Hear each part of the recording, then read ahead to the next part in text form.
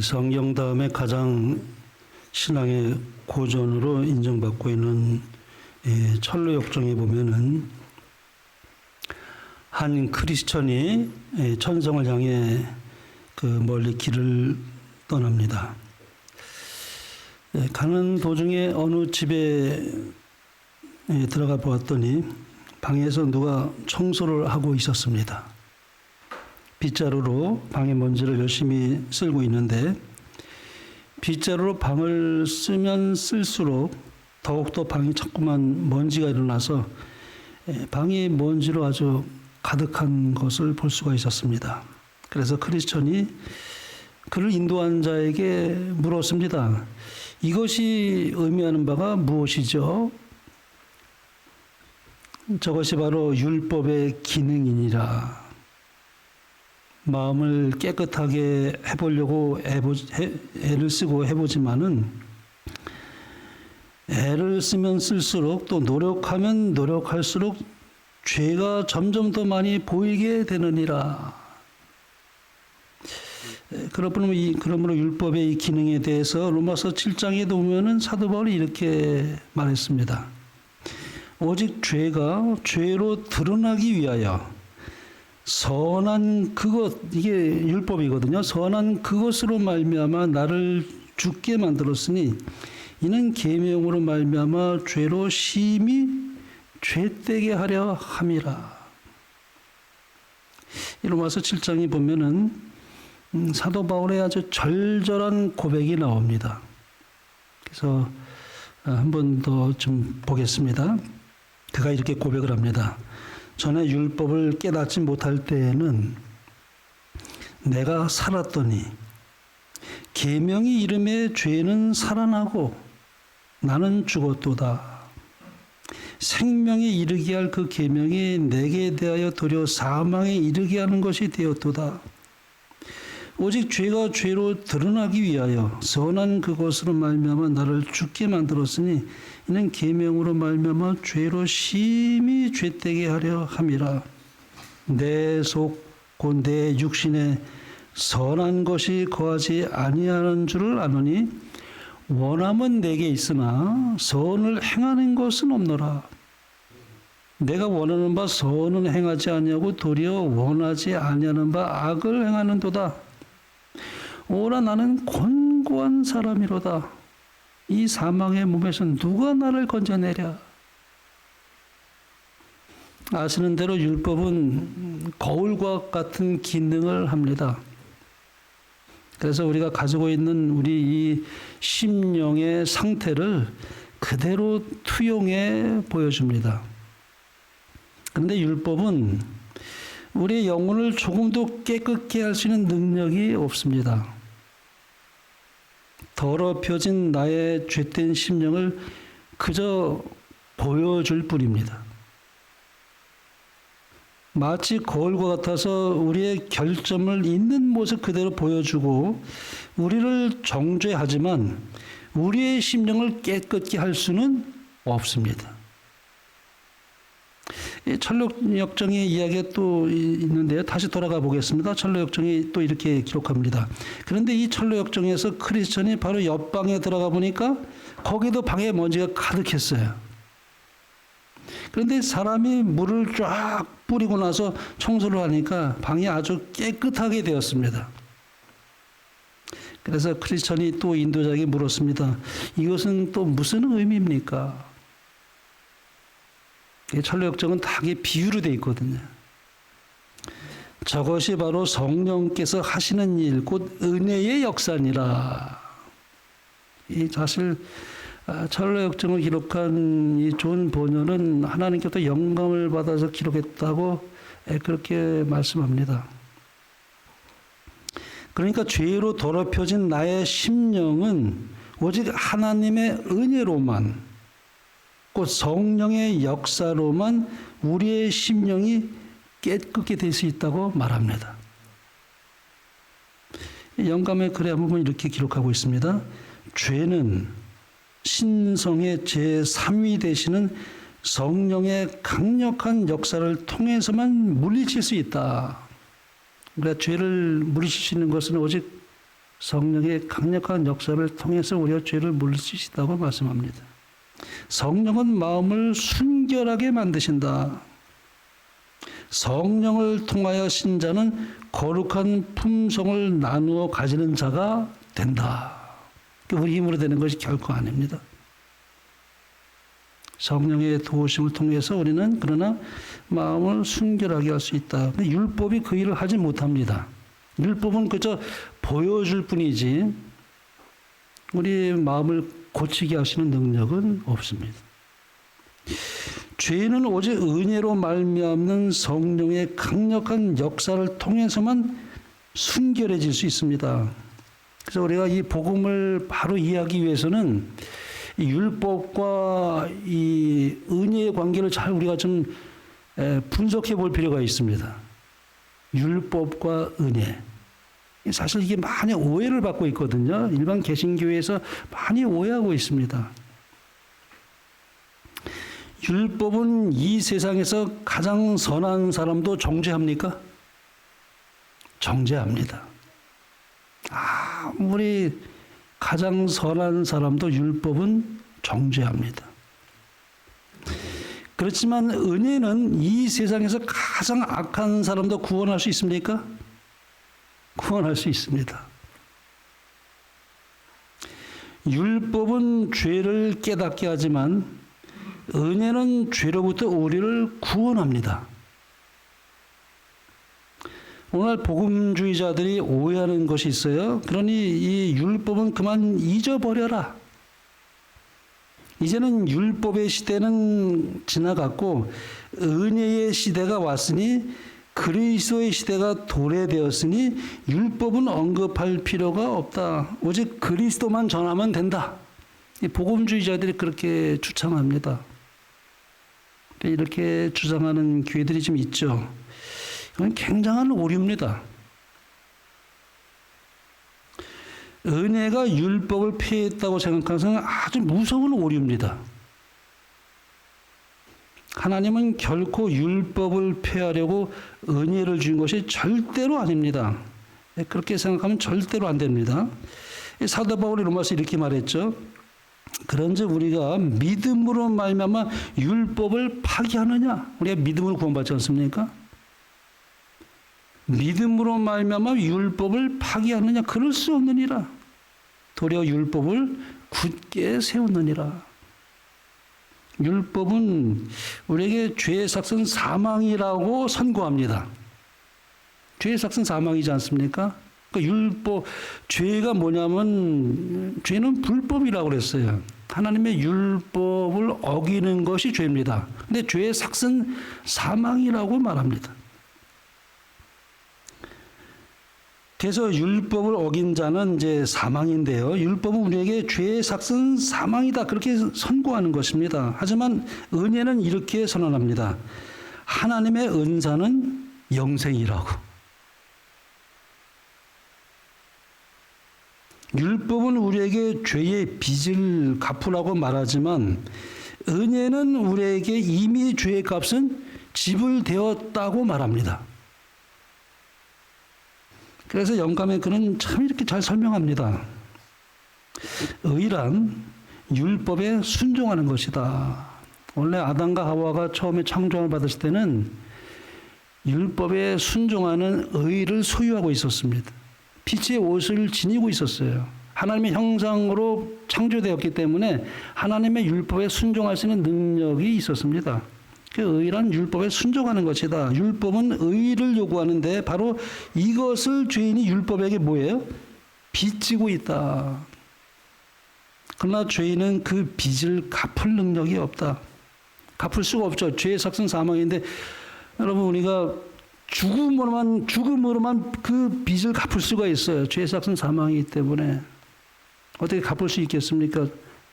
죽어야만 그 빚을 갚을 수 있는데 죄인은 그 빚을 갚을 능력이 없다.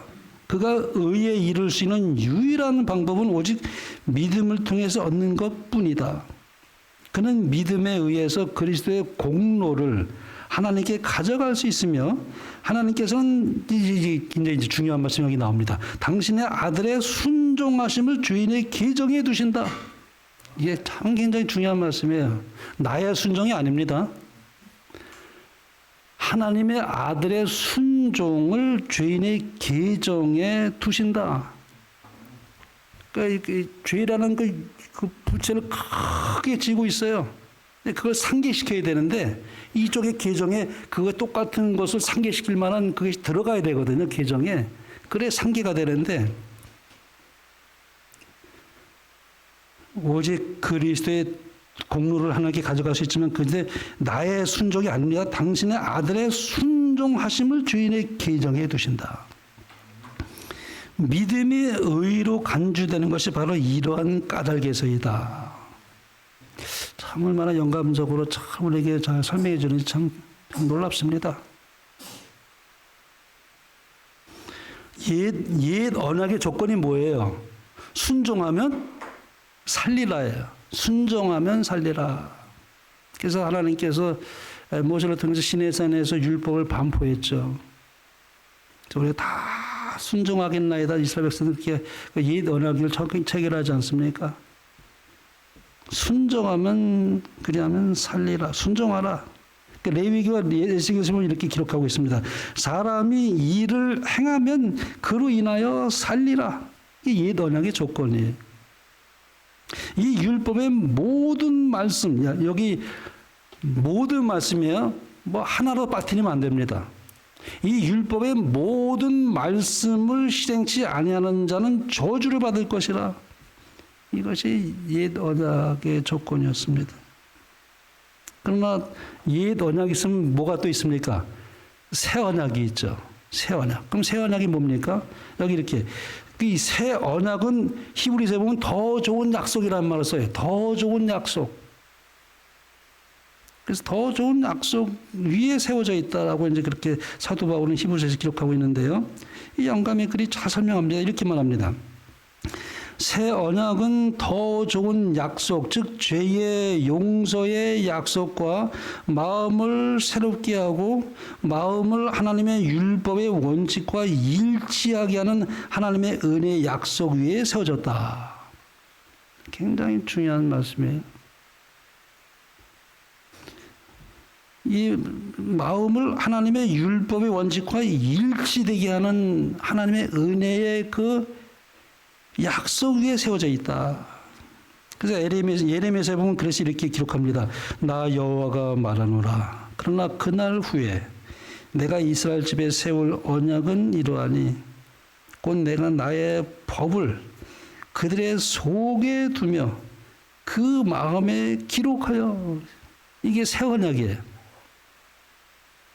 하나님의 법을 그 마음에 기록한다는 것입니다.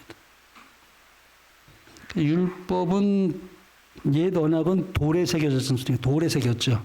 하나님께서 친히 십계명을 반포할 때 돌에 새겨서 주셨습니다. 옛 언약은 돌에 새겼지만 새 언약은 우리의 마음의 율법을 새기는 거예요. 그래서 영감의 글이 또 이렇게 설명합니다.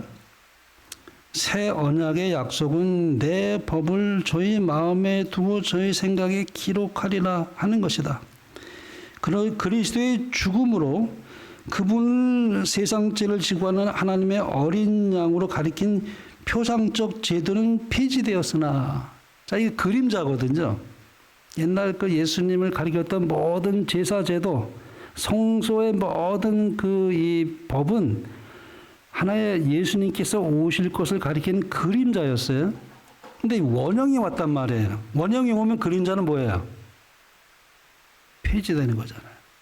그렇지 않습니까? 그렇다고 해서 그러나 그것이 있기 때문에 예수님이 원형임을 알 수 있기 때문에 그림자도 중요합니다. 그러나 그것을 그대로 우리가 옛날 이스라엘 백성들이 성소 제사 지낼 때 양의 피를 흘렸던 것처럼 지금도 양의 피를 흘릴 필요가 없다는 것이에요. 우리가 그걸 의문의 율법이라는 말을 쓰는데요. 이 성서 제도를 그래서 우리가 지금 다시는 그렇게 하지 않습니다. 그러나 중요하죠. 왜? 예수님이 원형인 것을 가르쳐 주니까요. 십계명을 통해 구체적으로 표현된 의의 원칙은 영원한 보좌와 마찬가지로 변치 않는다. 도덕법 십계명은 변치 않는다는 것입니다. 율법의 한 조목도 폐지되지 않고 1.1획도 변경되지 않았다. 에덴 동산에서 생애 큰 법칙으로 인류에게 알려진 그 원칙들은 회복된 낙원에서도 변치 않고 존재할 것이다. 에덴 동산이 다시 지상에서 꽃 피우게 될 때 태양 아래에 있는 모든 사람들이 하나님의 사랑의 율법을 순종하게 될 것이다. 그 율법은 뭐예요? 영원한 겁니다. 우리 하늘나라에 가서도 율법이 만약에 지켜지지 않은 일이 생긴다면은 또 죄가 생기지 않겠습니까? 그러면 그게 하늘나라 낙원이 되겠습니까? 그런 일은 결코 없을 것입니다. 구원받은 사람들은 하늘에서 다 율법을 순종하게 될 것입니다. 근데 이 땅에서 우리가 그것을 뭐예요? 예행 연습이 필요해요. 우리가 성화는 뭐라고 했습니까? 하나님의 하늘의 적합성을 이루는 것이라고 했어요. 그래서 우리가 칭의로 우리가 의롭다함으로 구원을 받았지만 그것을 끝나지 않아요. 칭의와 성화는 함께 갑니다. 그래서 우리가 의롭다함을 받은 사람은 자연적으로 하나님의 법을 따라 순종하는 생애를 살 수밖에 없게 됩니다. 내가 하는 것이 아니라 내 안에 계시는 성령께서 나를 그렇게 그런 마음도 주시고 새 마음도 주시고 내가 마음에 동의만 하면 그렇게 나를 변화시켜요. 그래서 하나님 법을 아주 사랑하게 됩니다. 율법을 참 사랑하게 돼요. 그게 결코 짐이 되질 않아요. 그걸 지켜야만 구원받는다. 그럼 그게 짐이 되죠. 근데 절대 의무감으로 우리가 하나님을 따라가는 것이 아니라 자원하는 마음이거든요. 그래서 우리가 진정으로 그 사람이 거듭났으면은 하나님의 법을 사랑할 수밖에 없어요. 그렇지 않겠습니까? 근데 마지막 때 남은 백성의 그 특성이 뭐예요? 하나님의 계명을 지키며 예수의 증거를 가진 자로 했어요. 근데 그 하나님의 계명은 안식일을 포함합니다.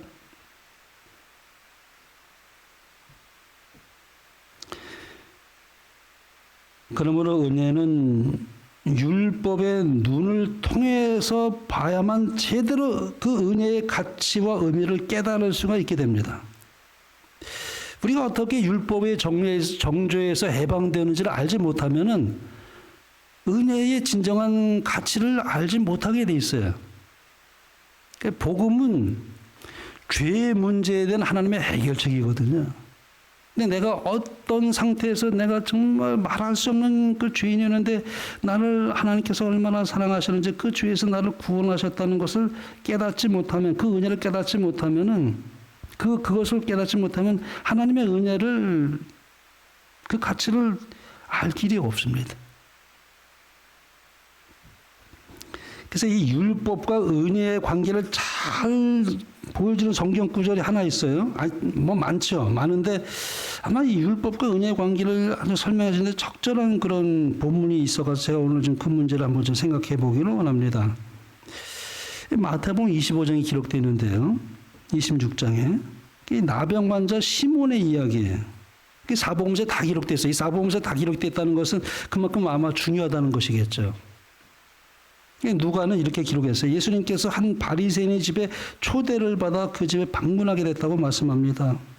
예수님이 이제 앉아 계시는데 그 동네에 아주 큰 죄인으로 알려져 있던 한 여인이 들어오더니 눈물로 주님의 발을 씻고 머리카락으로 주님의 발을 닦았습니다.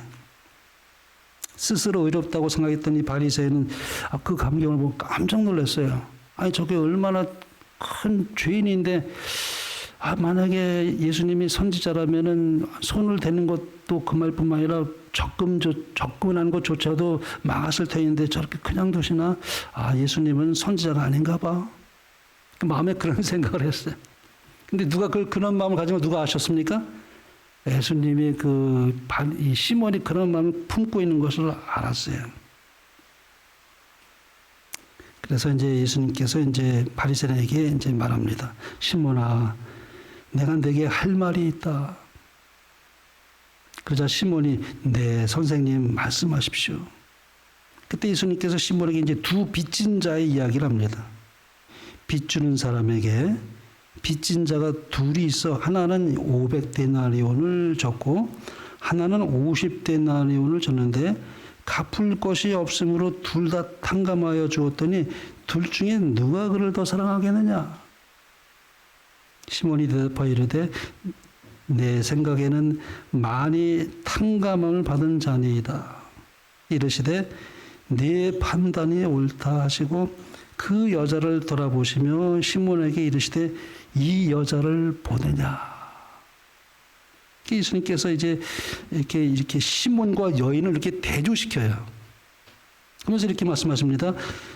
내가 네 집에 들어올 때 너는 내게 발 씻을 물도 주지 않았으되 이 여자는 눈물로 내 발을 적시고 그 머리털로 닦았으며 너는 내게 입 맞추지 아니하였으되 그는 내가 들어올 때부터 내 발에 입 맞추기를 그치지 아니하였으며 너는 내 머리에 감람유도 붓지 아니하였으되 그는 향유를 내 발에 부었느니라. 이 정말 대조되는 반응이 아니겠습니까? 그런데 무엇 때문에 이런 대조적인 반응이 나타나는 것일까요? 예수님께서 이제 설명하십니다. 이러므로 내가 내게 말하노니 그의 많은 죄가 사하여졌도다. 이는 그의 사랑함이 많음이라. 사함을 받은 일이 적은 자는 적게 사랑하느니라. 이게 무슨 뜻일까요, 이게? 얼핏 보면은 죄를 많이 지을수록 많이 죄를 사함받고 또 많이 죄를 사함받을수록 많이 사랑하니 마치 죄를 더 많이 지을수록 좋다는 말씀으로 어떤 사람들은 그렇게 또 오해하는 사람도 있어요. 그러나 예수님의 요지는 이것입니다. 이 여인이 너와 다르게 나를 대하는 것을 보면 그가 얼마나 큰 죄를 사함받았는지를 깨달은 연유이고 네가 나를 이렇게 대하는 것은 네가 얼마나 큰 사랑으로 네 죄를 사함받았는지를 네가 모르는 까닭이다. 예수님은 지금 시몬에게 죄 사함의 그 필요성을 깨닫는 것이 얼마나 중요한지 그걸 가르치고 계십니다. 이 여인은 자기 죄가 사함받은 것을 알았지만 이 교만한 바리새인인 시몬은 이 죄 사함의 필요성 그 자체를 인식하지 못하고 있습니다. 따라서 그가 죄 사함을 받지 못했다는 것을 또 나타내고 있습니다. 그래서 예수님을 사랑하지 않았다는 것을 나타내고 있습니다. 말로는 사랑한다고 하지만은 우리가 잘못하면은 말로만 사랑하는 경우가 참 많아요. 예수님을 사랑합니까? 예수님 사랑합니다. 근데 우리가 잘못하면 이제 말로만 예수님을 사랑이 내가 아닌가 하는 생각 한번 생각해 볼 수가 있는 대목입니다. 사람들이 왜 예수님을 사랑하지 못하고 있는가? 사람들은 그분께서 그들에게 어떤 일을 해주셨는지를 알지 못하는 거예요. 정말 알면 예수님을 사랑하지 않을 수가 없어요. 나의 죄를 위해서 그분이 십자가에 피 흘리시고 모든 것을 쏟아부으신 그 정말 죽음보다 강한 사랑으로 나를 얼마나 사랑하는지 그걸 성령의 감동을 통해서 깊이 머리로만이 아니라 깊이 내 마음에 감동이 되지 않기 때문에 예수님은 그렇게 말로 사랑한다고 하지만 깊이 사랑하지 않는 것입니다. 너희가 나를 사랑하면 나의 계명을 지키리라 그랬어요. 그래서 베드로가 이렇게 말했어요. 예수를 너희가 보지 못하였으나 사랑하는도다. 이제도 보지 못하나 믿고 말할 수 없는 영광스러운 즐거움으로 기뻐하니. 그때 베드로가 참 이 서신을 쓰면서 그 예수님을 사랑하며 예수님을 얼마나 기뻐하는 그 무리들을 보면서 그런 편지를 쓰는 것입니다. 기뻐하지 않을 수가 없어요. 감사하지 않을 수가 없습니다. 신앙에 감사가 없다, 기쁨이 없다는 건 문제가 있죠. 주님이 나를 얼마나 사랑하는지, 지금 이 순간도 나를 얼마나 사랑하고 계시는지를 알면은 그 하나만으로도 어떤 환경을 떠나서 감사하지 않을 수가 없습니다. 그 대답이 그렇죠. 우리가 예수님 안에서 그리고 예수님을 통해서 받은 그 죄 사함의 크기가 얼마인지를 알고 있느냐에 따라서 달라지는 것입니다. 그래서 우리가 어떻게 죄 사함의 이 죄를 용서한 그 깊이, 그 크기를 우리가 어떻게 알 수 있을까? 내가 얼마나 큰지를 아는 것이 답이에요. 다른 사람은 고사하고 내 죄가 얼마나 큰지, 나는 죄로 그냥 굴러다닌 존재예요. 다른 사람 조금 내가 어떤 분들 우월 의식을 가지실지도 모르겠어요. 나 저 사람보다 내가 더 의로워. 근데 여러분, 우리가 은혜를 받으면 그렇게 보이질 않아요. 다만 예수님과 나만 비교할 뿐이에요. 다른 사람과 비교하지 않습니다. 내가 얼마나 죄꾸러기인지 그걸 많이 알수록 주님을 더 깊이 사랑하게 됩니다. 죄사함의 그 용서의 필요성을 아는 것이죠. 그것이 율법이에요. 율법이 그래서 얼마나 큰 역할을 하는지 몰라요. 죄를 더 죄되게 한다고 그랬어요. 내가 얼마나 큰 죄인을 보게 해주는 것이 율법이에요. 근데 율법이 폐했다면 어떻게 되겠습니까, 이게? 그렇게 가르치는 교회가 있어요. 율법 폐기론자, 율법 무용론자. 얼마나 엄청난 무서운 일을 하고 있는지 몰라요. 율법이 없는데 어떻게 내가 죄를 깨달을 수가 있겠습니까? 다른 어떤 것도 이 일을 대신해 주는 것이 없어요. 율법의 참 놀라운 그런 기능이죠. 그래서 율법 안에 있는 자기의 처절한 모습을 보지 못하는 사람은 사실 은혜의 진정 가치도 깨닫지 못하게 되는 것입니다. 앞으로 점점 더 율법을 무시한 일이 팽배해질 것이라고 말씀합니다. 마지막 때 가까울수록 이 세상이 점점 더 어떻게 해요? 하나님의 율법을 경홀히 여기고 무시하는 일이 생긴다고 그랬어요. 그리고 이제 안식일을 사람이 만들어 놓은 계명으로 대체하게 될 것입니다. 그게 마지막 싸움의 개정점이 될 것입니다.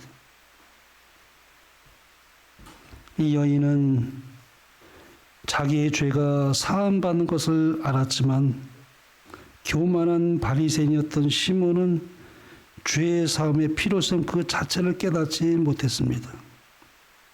사실 이 여인보다도 아마도 이 시몬이 더 훌륭한 도덕적인 삶을 살았을는지도 모릅니다. 누가복음 13장에 보면은 18장이 나오죠. 바리새인의 그 비유가 나오잖아요. 일주일에 2번씩 금식을 했습니다. 바리새인들은. 그래서 아마 더 자기가 신앙적으로 굉장히 아주 우월 의식을 가져서 자기가 죄의 상을 받아야 했다는 생각을 하지 못했을 수도 있을 것입니다. 사실 가장 큰 죄인 영적 교만에 빠졌다는 점에서 그는 그 여인보다 더 큰 죄인이었습니다. 그래서 예수님께서 시몬의 집에서 비유를 통해 가르친 바로 이것이죠. 사함을 받은 일이 적은 자는 적게 사랑하느니라. 우리가 얼마나 정말 큰 죄의 용서를 받았는지 그걸 더 깊이 많이 알수록 더 깊이 주님을 사랑하게 된다고 예수님은 말씀하십니다. 많이 사함 받을수록 많이 사랑한다고 말씀합니다. 만약 내가 지금 예수님을 적게 사랑하고 있다면 그만큼 사랑받지 못한 것이고 그만큼 사함 받지 못했다면 그만큼 사함 받아야 할 그 필요성을 내가 느끼지 못하기 때문에 그렇다고 말씀합니다. 영감의 글은 이렇게 말씀합니다. 식탁에서 구주는 시몬과 나사로와 같이 앉으셨는데 한편에는 흉악한 질병에서 고침을 받은 시몬이 앉았고 그 문둥병을 누가 고쳤습니까? 예수님이 시몬의 문둥병을 고쳤습니다. 그래서 이제 예수님을 잔치에 초대한 거죠. 다른 편에는 죽음에서 살아난 나사로가 앉았다 그랬어요. 그 여인이 누구의 누이 동생입니까? 나사로의 누이 동생이었어요. 막달라 마리아가 사실은 이 나사로의 누이 동생입니다. 마태는 이 사람을 가리켜 한 여자라고 이렇게 소개하고 있지만 요한복음 13장에 보면 22장에 보면은 이 여인이 나사로의 누이 마리아 그렇게 밝히고 있습니다. 그녀가 그날 깨트린 향유 한 옥합은 나드 한 인근에 해당한다는 그 양까지 기록했어요. 요한은. 근데 마가복음에는 더 나아가서 나드 한 근은 300데나리온에 해당하는 가치를 지닌 것으로 또 그렇게 부연해서 또 설명합니다. 그 당시 그 노동자들의 하루 품삯이 한 데나리온임을 고려한다면 한 노동자의 1년치 임금에 해당되는 가치가 이 향유예요. 근데 예수님의 머리에 붓는 사건이 이 집에서 지금 일어난 것입니다. 물론 돈 많은 사람은 뭐 그렇게 그거에 대해서 별 문제가 될 것은 없겠지만, 그러나 이 큰 부자들에게는 뭐 300데나리온이 별로 큰 돈이 아닐 수도 있지만은, 그러나 이 평범한 서민들에게 있어 300데나리온은 아주 엄청난 큰 돈이었어요. 지금 예수님께 향유를 붓는 이 여인은 큰 부자가 아니었습니다. 그저 평범한 서민이었어요. 그러기에 이 향유는 그녀에게서 아주 절대적인, 아주 매우 굉장한 그 자기 재산이 전부였습니다. 그런 향유였어요. 근데 이 여인이 그 비싼 향유를 예수님의 머리에 몽땅 부은 것입니다. 한번 붓고 나면 다시는 쓸 수도 없는 향유를 부은 것입니다. 예수님 머리에 부은데 300데나리온을 한꺼번에 쏟아 부은 것입니다. 그래서 제자들이 반응이 나와요. 차라리 향유를 팔아서 돈을 만들어 가난한 사람들에게 주면 좋았을 것을 왜 저렇게 허비할까? 왜 저렇게 낭비하지? 그렇게 반응을 보였습니다. 굉장히 지극히 이성적인 말로 들립니다. 이성적으로 생각한다면 그 말이 옳아 보이기도 하죠. 예수님의 머리에 부었지만 그건 아주 몽땅 쏟아 부었기 때문에 제자들이 얘네에게 오히려 화를 내는 거예요. 그 많은 돈을 왜 그렇게 허비하느냐? 왜 좀 더 경제적이지 못하냐? 왜 그렇게 좀 더 실리적이지 못하냐? 왜 낭비하고 있느냐? 그러나 사랑은 조건을 따지지 않는다고 말합니다. 여러분, 우리가 자녀를 키우는데 어떤 조건과 계산하면서 아이를 사랑합니까? 그렇지 않죠. 사랑하는 사람을 위해 더욱 헌신적으로 모든 것을 다 쏟아부는 것이 사랑이에요.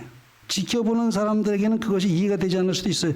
맹목적인 것처럼 보일 수도 있어요. 그러나 그것이 의미 없는 것이 아니라 사랑은 조건이나 계산이 개입되지 않는 것입니다. 마리아에게 있어서 너무나 중요한 사랑의 그 아주 표현이었어요.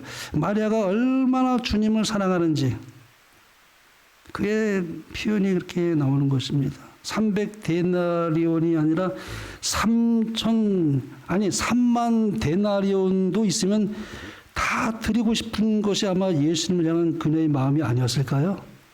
그렇게 생각합니다. 근데 정작 사람의 그 사랑의 절정은 뭐냐면은 그 막달라 마리아도 아닙니다. 사랑의 절정은 예수님이었어요.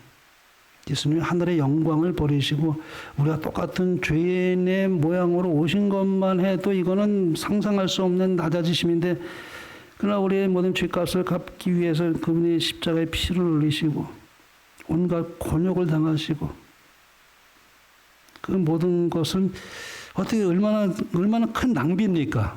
예수님이.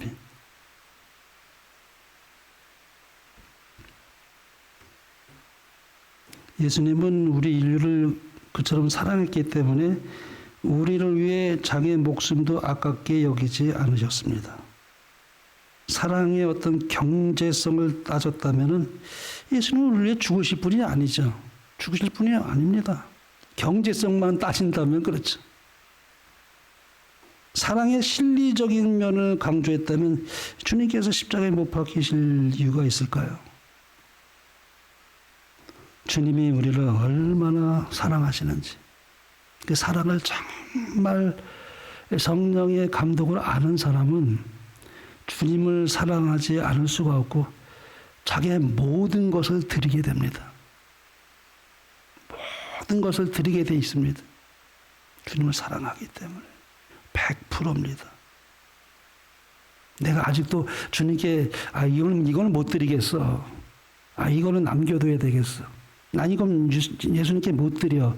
그런 것이 남아있다면 아직도 예수님을 적게 사랑하는 것입니다. 그렇게 말하는 것입니다.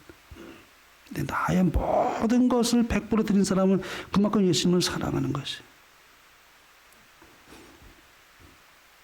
자, 여기 영감이 그는 이렇게 말합니다.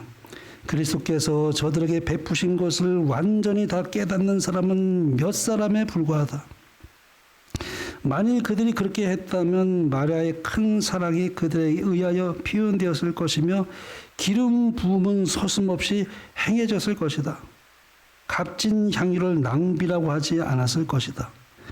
그리스도께 드리기에는 너무 값진 것이라고 생각될 것은 아무것도 없을 것이요 아무리 큰 극기와 자아 희생이라도 그분을 위하여 바치기 너무 크다고 생각할 수는 없었을 것이다.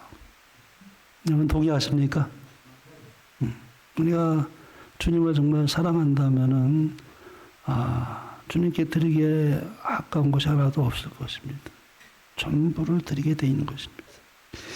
하나님께서는 예수님을 선물로 주심으로 온 하늘을 주셨다. 은혜는 주는 것입니다. 율법은 요구하는 게 있어요. 의를 행하라 그러면 살리라 그랬잖아요. 근데 은혜는 뭐예요? 주는 것입니다. 아낌없이 주는 게 은혜입니다. 하나님이 세상을 이처럼 사랑하사 독생자를 주셨으니 그래서 그 요한복음 3장 10절 제일 사랑하지 않습니까, 우리가? 은혜는 하나님께서 모든 걸 다 부어주신 것입니다. 인간의 견해로울 때 이와 같은 희생은 큰 낭비로 생각되었다. 인간의 사고방식으로는 구원의 계획이 자비와 재원의 낭비로 보인다. 어떤 사람에게는 그것이 쓸데없는 낭비처럼 보일 수 있었을 것입니다. 그래서 우리가 어떤 의미에서 그래서 하나님 앞에 온전히 헌신하지 못하는 이유도 거기에서 찾을 수 있겠다는 생각을 해보게 됩니다. 그래서 우리가 세상을 위해 쓰다가 남은 시간을 하나님께 드리고 있지는 않은가. 하나님께 가장 좋은 시간을 드려야 되는데 쓰다가 남은 시간을 하나님께 드리고 있지는 않은가. 세상에서 다 쓸 것 다 쓰고 남은 것으로 하나님을 섬기라고 하고 있지는 않은가. 그러나 정말 하나님이 나에게 소중한 분이라고 생각한다면 이 여인처럼 아낌없이 하나님께 드릴 것이라고 우리는 생각하게 되는 그 기운을 얻게 됩니다. 그래서 낭비하고 있던 제자들에게 예수님이 이렇게 말씀하셨어요. 예수께서 하시고 저에게 이르시되 너희가 어찌하여 이 여자를 괴롭게 하느냐. 저가 내게 좋은 일을 하였느니라. 자, 이 마리아가 말이죠. 여기 이렇게 말합니다. 예수님께서 은혜로서 그녀의 죄를 용서하고 또한 오라비를 무덤에서 불러내셨으므로 마리아의 마음은 감사로 가득 차 있었다. 개인적으로 크게 희생하여 그녀는 그분의 몸에 부을 값진 향유 한 옥합을 샀다. 그녀는 제일 먼저 주께 영광 돌리기를 열망하였다. 그러니까 이 마리아가 얼마나 주님을 사랑했는지 여기 영감이 그는 그렇게 표현하고 있는 것입니다. 정말 예수님은 순수한 마음으로 주님을 섬기고자 했던 그녀의 마음을 잘 알고 계셨습니다. 그래서 제자들에게 그런 그녀의 마음을 괴롭게 하지 말라. 그가 나에게 참 좋은 일을 행했느니라. 좋은 일에 대한 평가는 사람이 하는 게 아니라 예수님이 하시는 일이에요.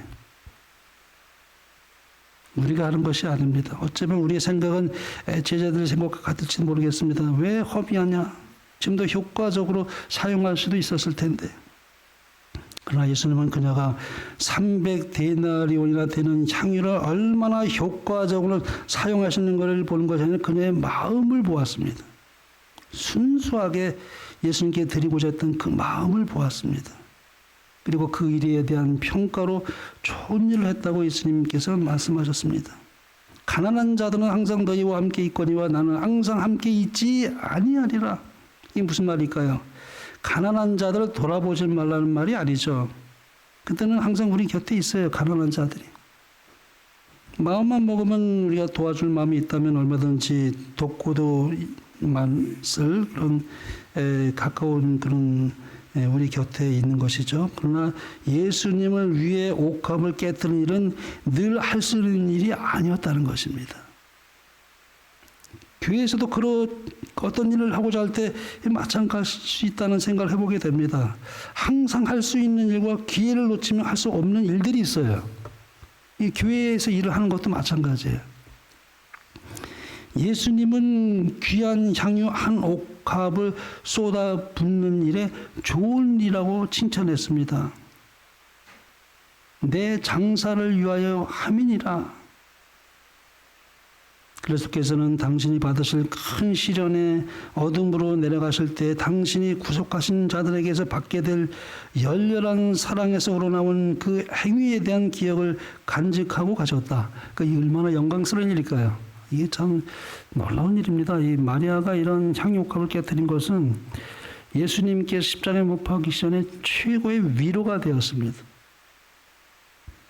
내가 진실로 너에게 이르노니 온 천하에 어디서든지 이 복음이 전파되는 곳에는 이 여자의 행한 일도 말하며 저를 기념하리라. 복음이 전파되는 곳에 이 여인의 행한 행동도 함께 전파될 것이라고 말합니다. 이 여인이 얼마나 큰 축복을 받았습니까? 정말 큰 축복을 주님께서 하신 것입니다. 이 세상에 존재하는 사람이 얼마나 많습니까? 과거로부터 지금까지 얼마나 많은 사람이 존재해 왔습니까? 지금도 그렇게 태어나고 존재하고 있습니다. 근데 그 많은 사람이 모두 다 예수님을 구주로 알고 있느냐? 그렇지 않습니다. 많지 않아요. 소수입니다. 확률적으로 따지면 예수님을 구주로 아는 사람이 아주 적은 숫자입니다. 그리고 뿐만 아니라 예수님을 구주로 영접하는 사람은 더 적을 수가 있어요.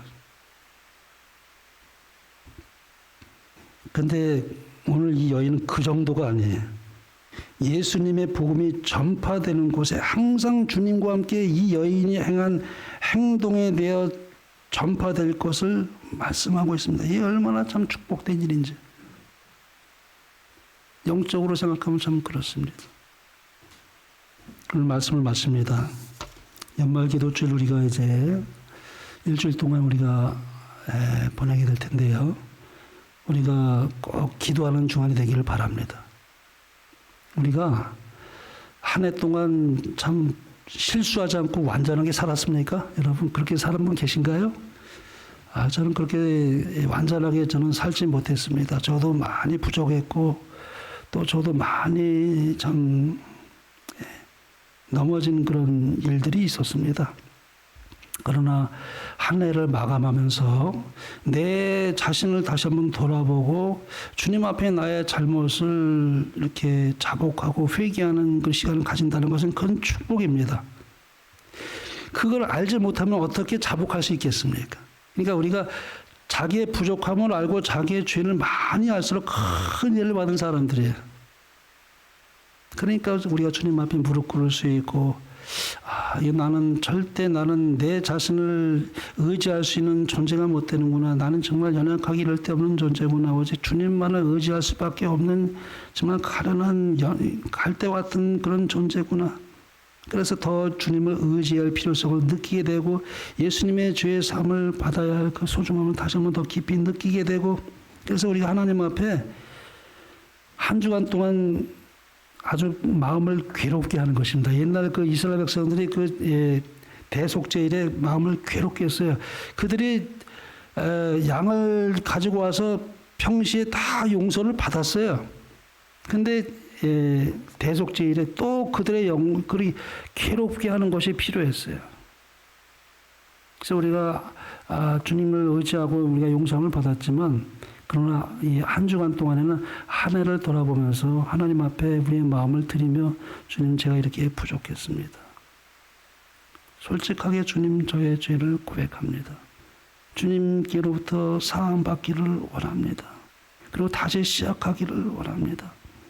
그리고 하나님과 화평하게 되고 사람과 화평하게 되고 모든 것이 이제 마음이 완전히 어떻게 돼요? 하나님의 은혜로 이제 우리가 가득하게 될 때 우리가 이제 마지막으로 성만찬 예식을 하게 됩니다. 다시는 경험을 하게 돼요. 그랬을 때 우리 하나님께서 우리에게 큰 축복을 주실 것을 저는 믿습니다. 그래서 우리가 한 사람도 빠짐없이 교회는 혹시 나오지 못할지라도 각 개인적으로 기도하는 그런 주간이 되어 나에게 죄를 많이 보여주기 때문에 더 많이 주님 앞에 회개하며 더 주님 앞에 그 은혜를 받는 그런 복된 주간. 그래서 제가 이 말씀을 읽고 마치겠습니다. 여기 이렇게 기록하고 있습니다. 예수님에게 가까이 가면 갈수록 그대의 눈에는 그대의 잘못이 더욱 적나라하게 드러나게 될 것이다. 그 까닭은 그대의 시야가 더욱 밝아졌으며 그대의 불완전하던 것이 주님의 완전하신 성격과 대조되기 때문이다. 그러나 그대는 낙심하지 말라.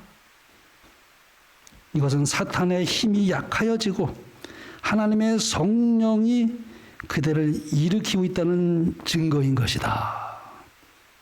이 놀라운 축복을 우리가 경험하며 하나님께 감사하며 하나님께 영광 드리는 연말 기도 주간이 되길 바라며 말씀을 마치겠습니다.